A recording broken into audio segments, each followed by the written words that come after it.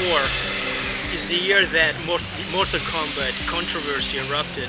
And you had, for the first time, major politicians like Joseph Lieberman calling for a clampdown on games. I do remember Mortal Kombat was where we really started having problems. It's a cartoonish sort of beat 'em up where people play against each other and they just inflict, extremely violent damage over each other. Until that point, games were considered a pastime for kids, but games kept evolving and they wanted to be a mature medium with mature content. But people weren't used to that. They just they had this image of Pac-Man, of Space Invaders in the 70s. Games are very simple. Games are for kids. But when the industry tried to introduce mature themes and mature elements, everybody, the politicians, group associations, they were outraged. I'd like to speak to you parents out there about video games. You see this game? It's rated M for mature. That means my mom won't let me play it. This one's rated T for teen. Now I'm not 13, so that means my mom has to check the description and see if it's okay to play or not. It's easy once you get the hang of it. The video game rating system can really help you parents.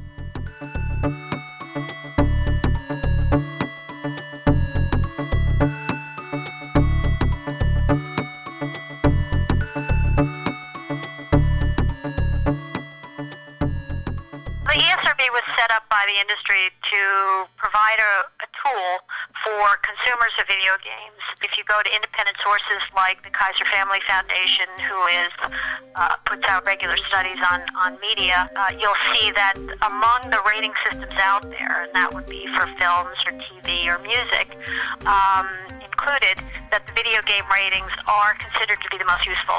I think of what's concerned to us is that while the ESRB seems to be doing a really good job in terms of determining what the age appropriateness of games are, in terms of content it's a little vague, where they say that a game has violent content. They don't necessarily provide more information to the context of the violence. I do agree that there's a lack of consistency between the ratings.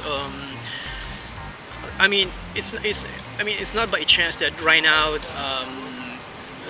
Hillary Clinton and Joseph Lieberman are working with ESRB to revamp the system. Well, Senators Clinton and Lieberman are big supporters of the ESRB rating system.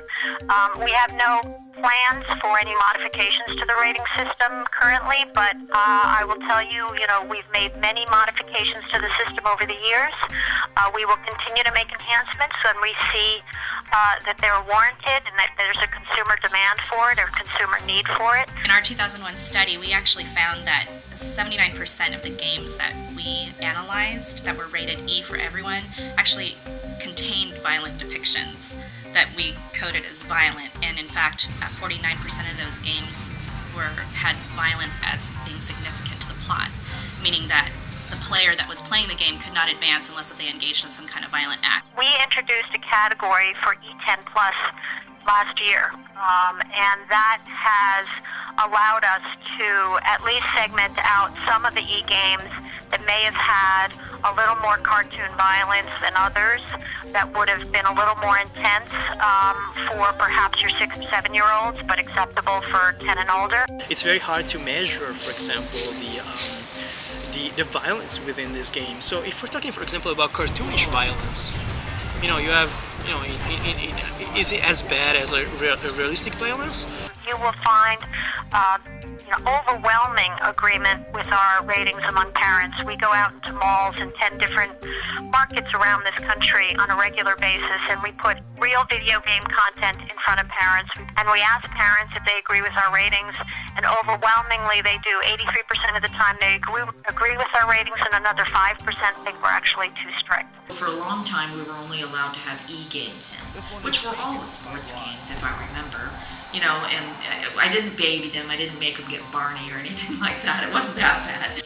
Generally, the games were rated pretty well. Then I started noticing the teen games were getting a little more violent, a little bit of the gangbanger type stuff, and I kind of thought, this is getting a little weird. I want to take a look at the teen games.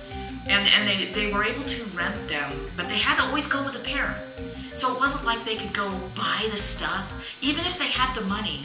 And if they went to the mall with their friends and bought one, if I saw that it was an M game, they had to take it back. We would say that a rating is only one piece of information that consumers should use when they decide to rent or buy a video game. For parents, we would suggest that they either rent the video game before they buy it for their child, or talk to other parents about the video games before they buy it for their child. And certainly parents know their child best.